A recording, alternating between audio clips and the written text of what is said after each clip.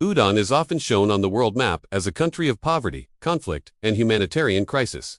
But what most people don't realize is that beneath its dry deserts and vast lands lies extraordinary hidden wealth. Imagine a country sitting on massive reserves of gold, iron, copper, and other valuable minerals resources that the modern world desperately needs, yet its people remain among the poorest on earth. This contradiction raises a powerful question. If Sudan is so rich underground, why is it so unstable above ground? And why do foreign countries seem deeply interested in what happens inside its borders?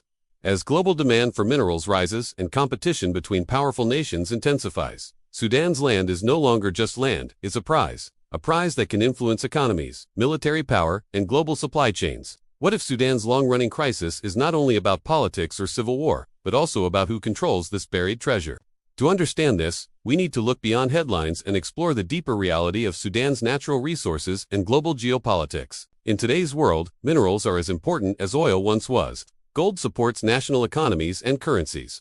Copper powers electricity and technology, and iron forms the backbone of construction and weapons. Countries that control these resources gain economic strength and strategic leverage.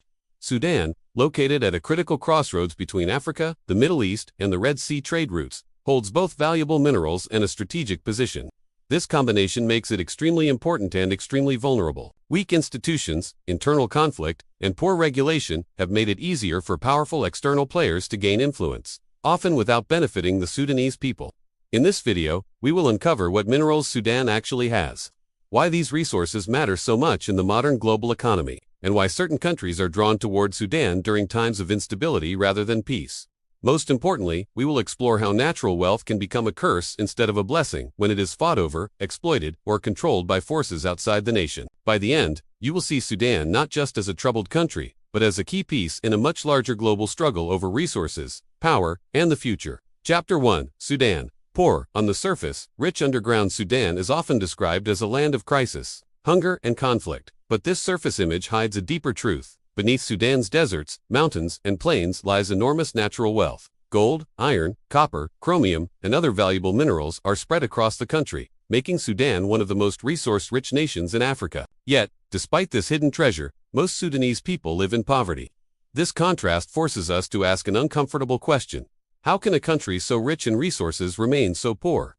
History shows us that natural wealth does not automatically bring prosperity. In many cases, it attracts competition, corruption, and foreign interference. Sudan's minerals are not just valuable, they are strategic. In a world where resources drive economies, technology, and military power, countries like Sudan become targets. The struggle over who controls these resources has shaped Sudan's politics, fueled internal conflicts, and drawn the attention of powerful nations.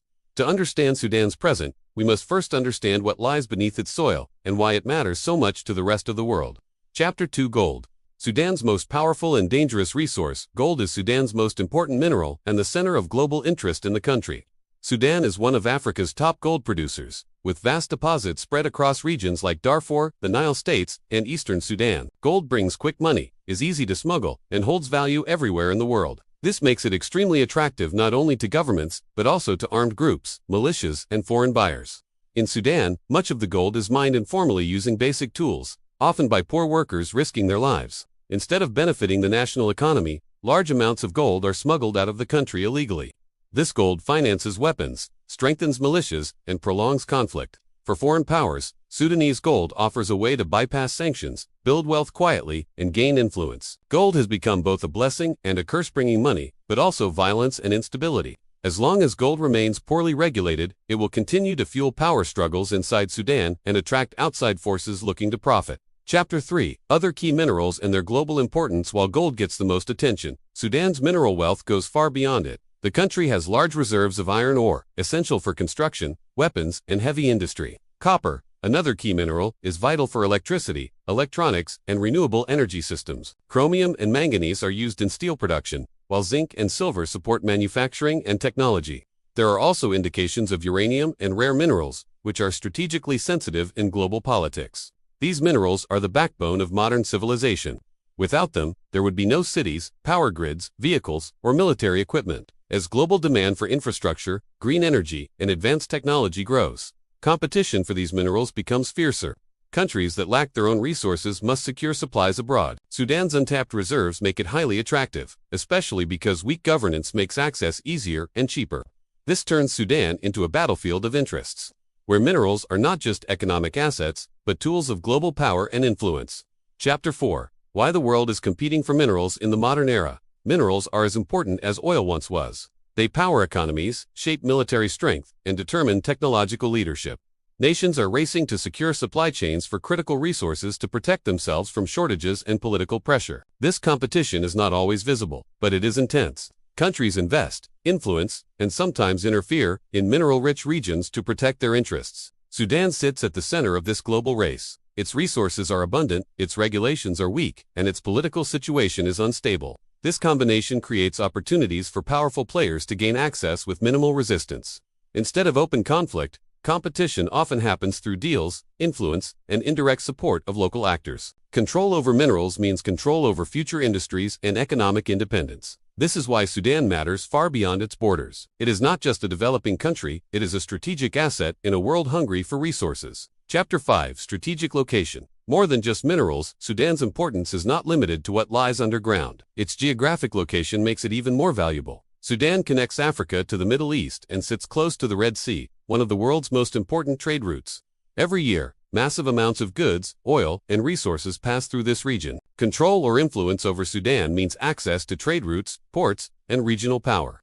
When mineral wealth and strategic geography come together, global attention is guaranteed. Foreign countries see Sudan not just as a mining opportunity, but as a geopolitical gateway.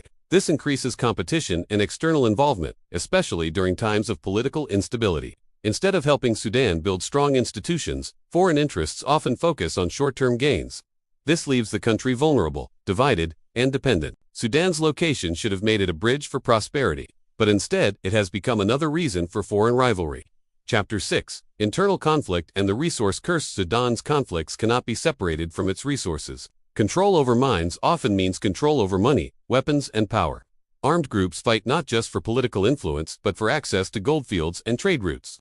This creates a cycle where conflict feeds resource exploitation, and resource exploitation feeds conflict. Weak government oversight allows militias and private actors to operate freely, often with foreign backing. Ordinary citizens are pushed aside, while profits flow to a small elite. This is known as the resource curse, where natural wealth leads to instability instead of development.